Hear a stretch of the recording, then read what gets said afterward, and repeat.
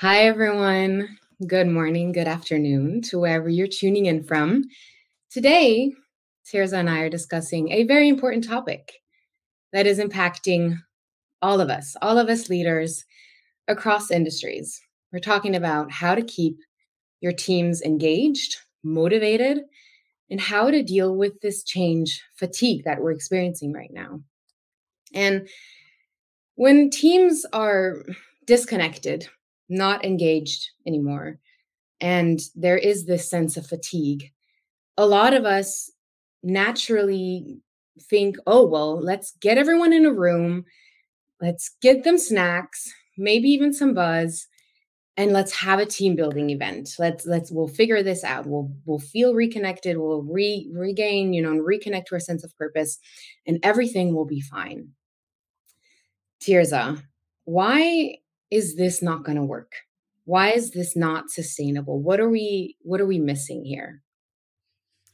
Yeah, thanks for that question and welcome everybody. This topic feels really important this week. When we come together for team building events, especially if they're really just focused on connection, we are doing some important work. We're building that sense of connection, bonding, the things that release oxytocin. And those can really help us feel connected to our team and give us that kind of instant sense of well being. But then we go back to our desks and we go back to our remote or our hybrid work environments, and that oxytocin quickly fades.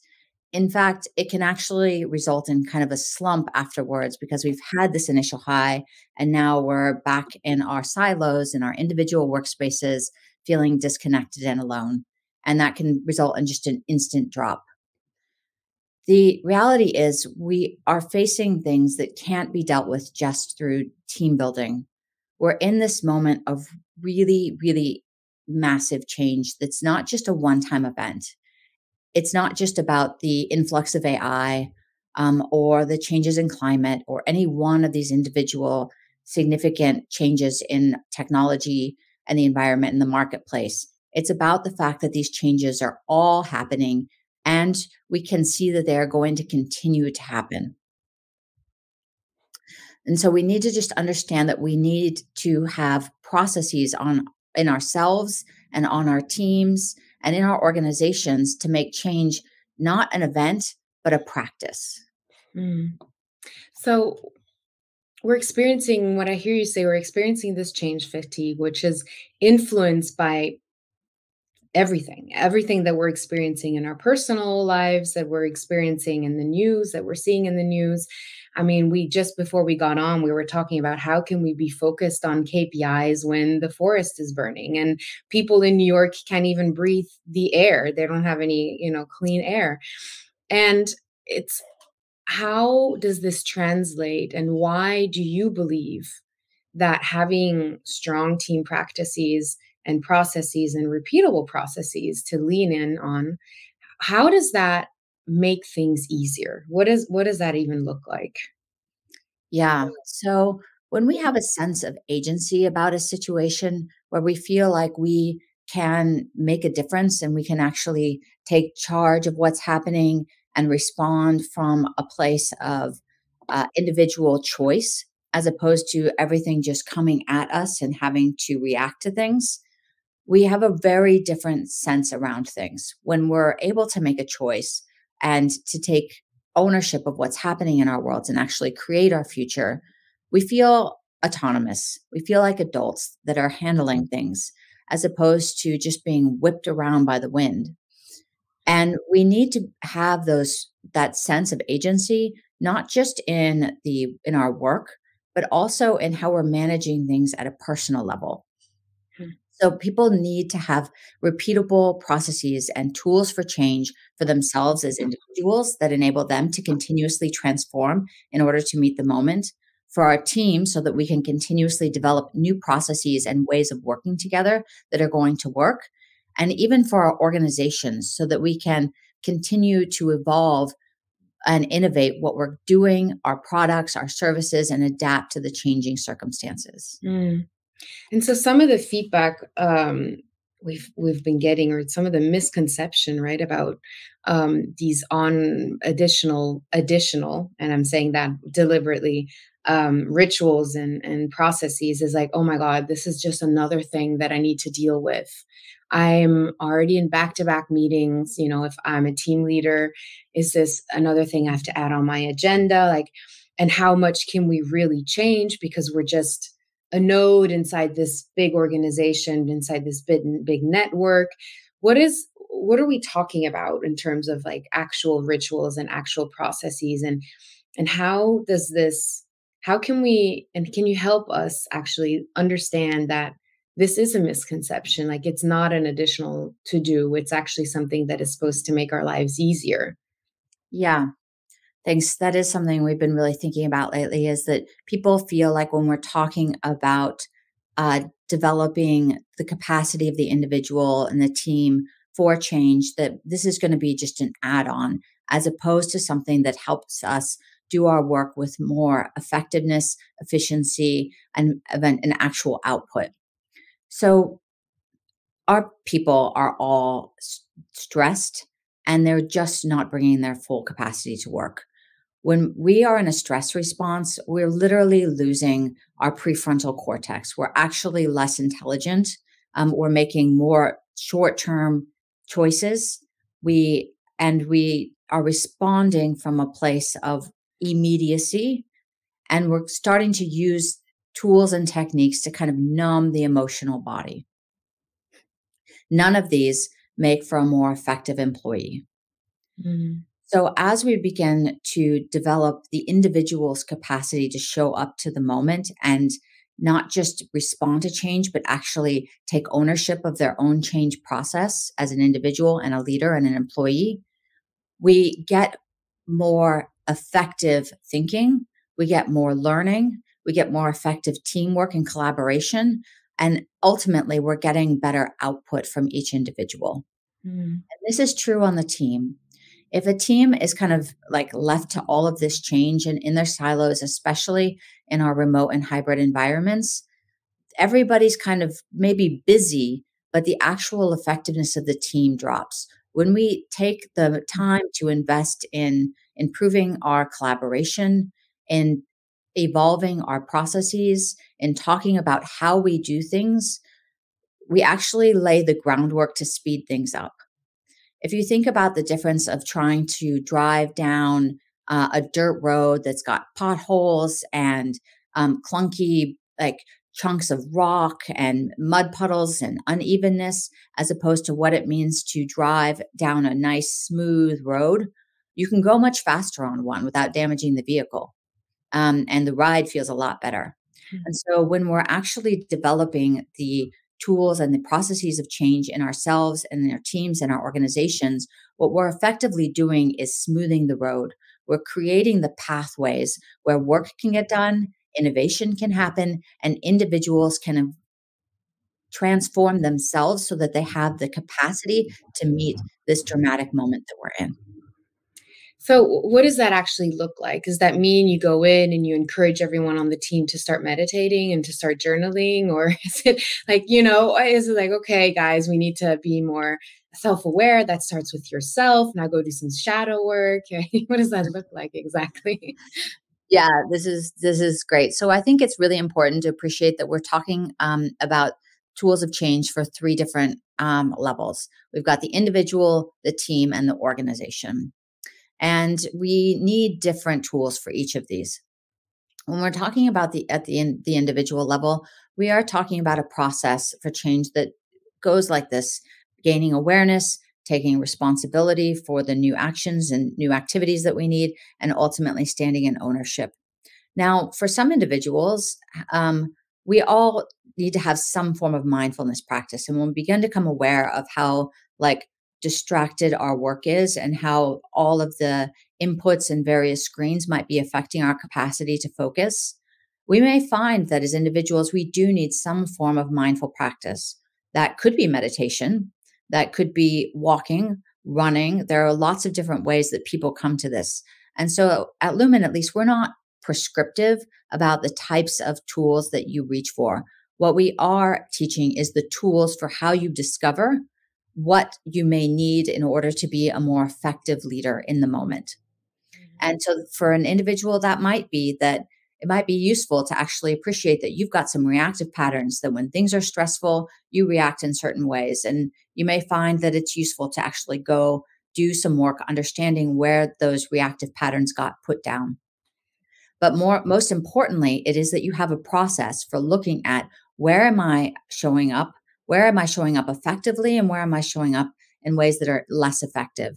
And how am I going to take responsibility for my outcomes and ultimately shift who I see myself to be and how I move through the world?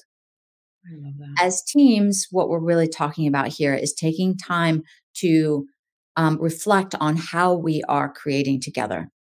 So these are things like retrospectives. These are activities like talking about how we work together and how we show up for different types of capacities that are important, like psychological safety. And building into our weekly practice a time where we're working on the team, not just working to do the work.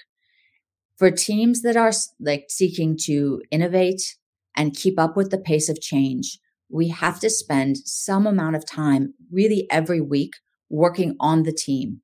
It's like working on the road and ensuring that we have a smooth road that we can go fast on. When we work on our team and how we're actually working together, that human operating system of the organization, we improve our capacity to deliver and we make it smooth or sailing and allow ourselves to be continuously incorporating new ways of working together, new learnings.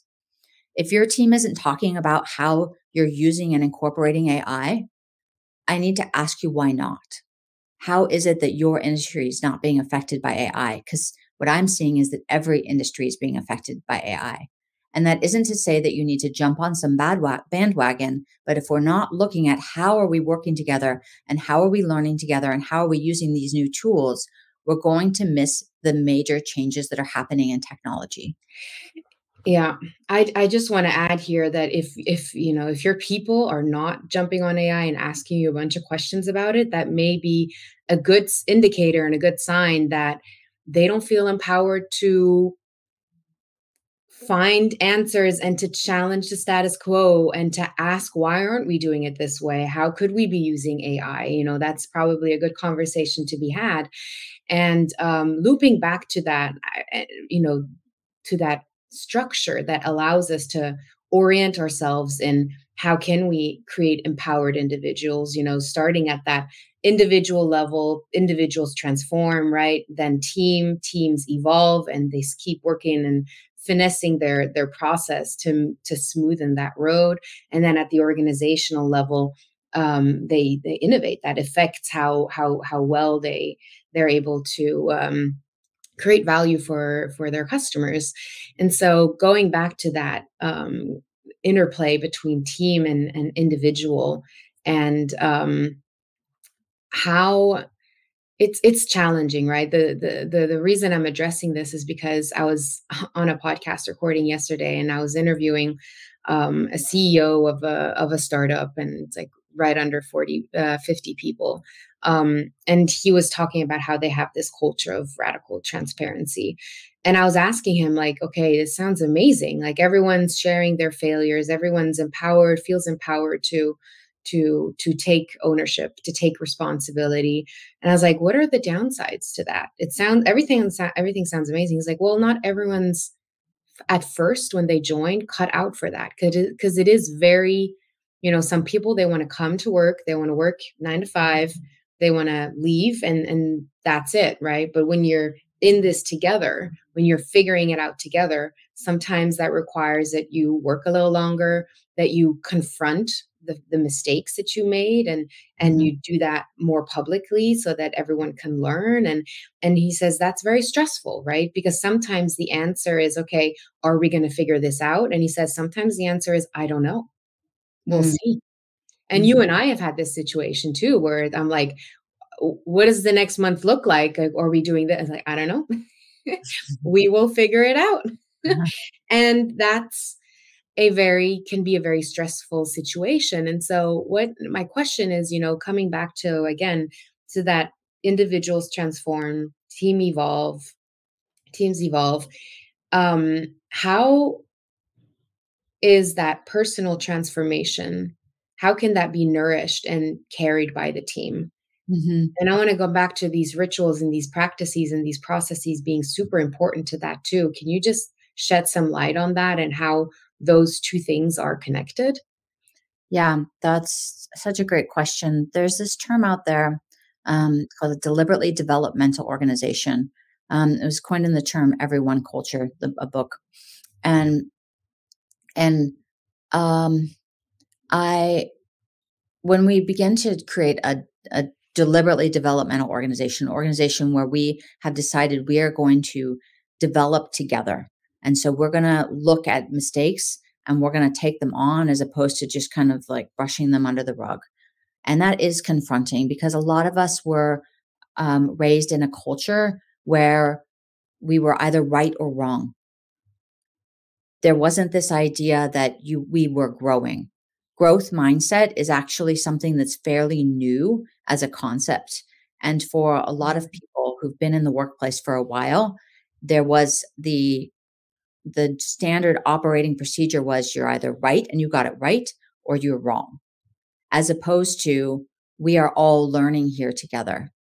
And in these times of massive change, continuous massive change that are not going to end in our lifetime, we must be figuring it out together because what was right yesterday isn't going to be right tomorrow. And so we are continuously evolving. We are Mhm. continuously moving in a new direction. So, what that can look like on a team is having times and places for individual reflection that is inside of maybe a small group, but maybe not the whole group.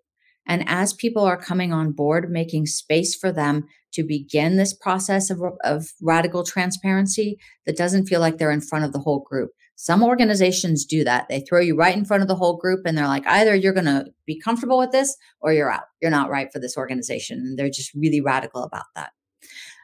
I think that it's useful to give people a warming up phase and some opportunity to be in that growth place. And the key for that to happen, for people to be willing to grow, is that they feel safe to grow. And the real key for people feeling safe to grow is care. And it's confrontational, countercultural, and counter what we've been taught about business. That perhaps the most vital thing that we as leaders can do is care about our teams. And I have resisted that as a message because everything in my training is people need to care about, the KPIs and profitability and innovation and what they're delivering. And those are all true. And the path to doing that is that your people are continuously learning and developing, and your teams are continuously evolving, and your organizations are continuously innovating. And in order to create the space for people to be willing to continuously learn, we have to care about them. Yeah.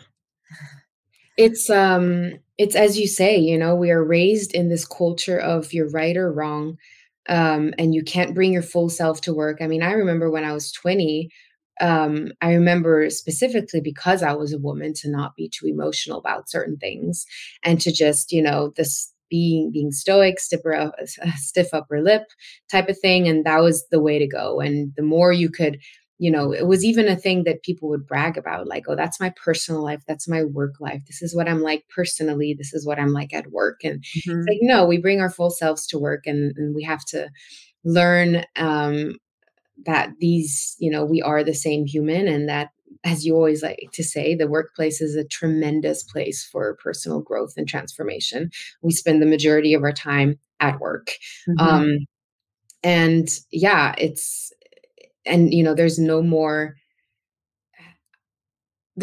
denying that COVID burnt us out, working back to back meetings, being deprived of social interaction. And now we're kind of in this in between state where we know we need more social interaction, but we're also really accustomed and really love our our remote office setup, and there's the extra time that it's given us, the extra time with our families as well, but we kind of feel that we need something to change. We just don't know really how. So going to that meta level of the organization as a whole.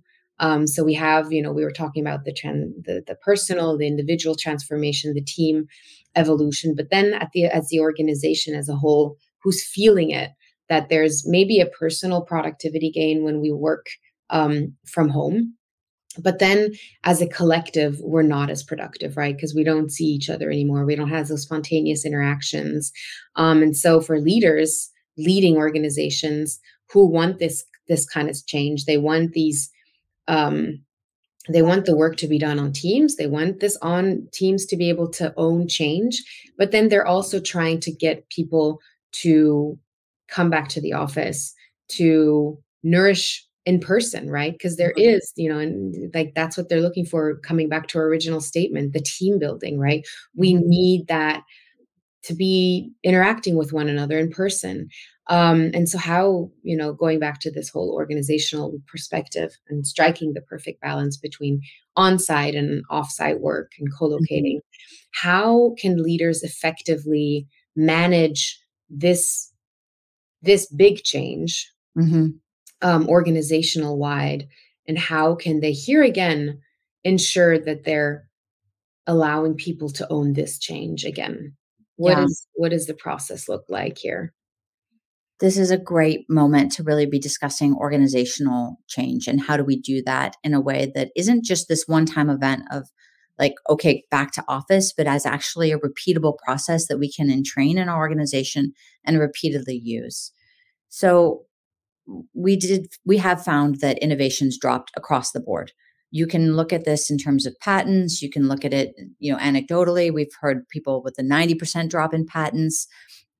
Innovation thrives through proximity. When Starbucks went into cities, we could see that patents were beginning to be created that were clearly the result of people from different companies meeting in a third space. So the actual proximity of us getting together and sharing ideas is at the heart of innovation. And that's what's gotten lost as we've gone into our homes and we don't actually see each other and share ideas. So people are wanting to pull their people back to the office, and they have really good reasons to do so. And folks at home really appreciate their autonomy. They appreciate their own food in the fridge, and they appreciate like the lack of a commute. Commutes are terrible. So what are we going to do? So we want folks to really look at this as a process of change that they can repeatedly use. And the process for change that we teach at Lumen starts with purpose. What are you trying to achieve in bringing people back to the office? Simply creating a mandate because you want to go back, that makes no sense. We don't go back, we go forward, always. Like we can't, 2022 isn't the year, it's 2023, 2024, that's how things go. And so there is no going back. And so even going back to the office is a really strange term to be using. We're going forward. So we need to start with, what are we trying to achieve here? What's our purpose?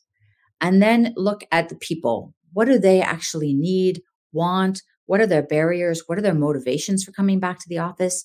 And in any change, we always have early adopters and innovators who are ready for shift, who are ready to lead and make that change.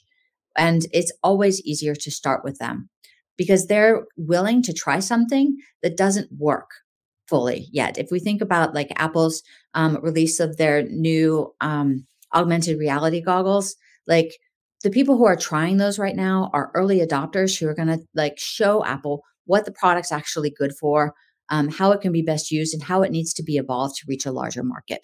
And Apple's been fantastic about this across the board. Every one of their new products is picked up by innovators and early adopters who show how it needs to be used and how the product needs to evolve.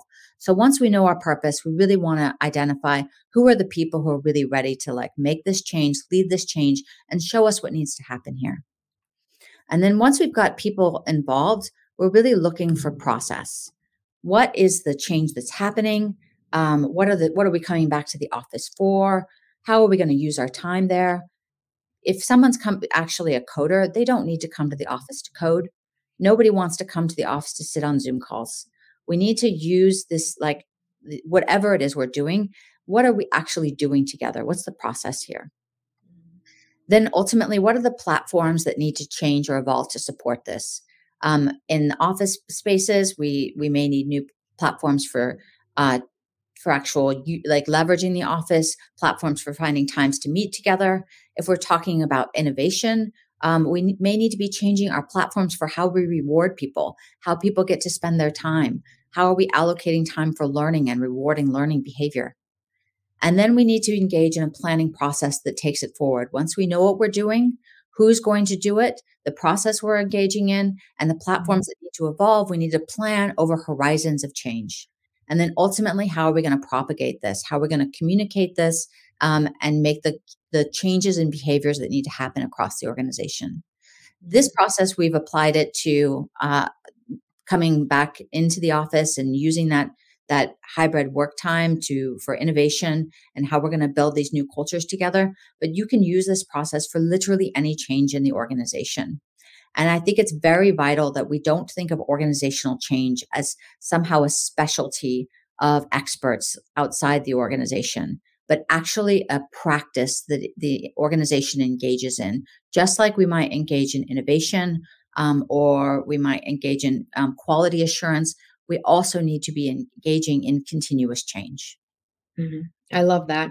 I love that so much because with the rapid market changes that we're all facing, whether it's hybrid work or AI, as you say, it's not a one-time event. This is how are we setting ourselves up to be more nimble, more adaptable, more resilient.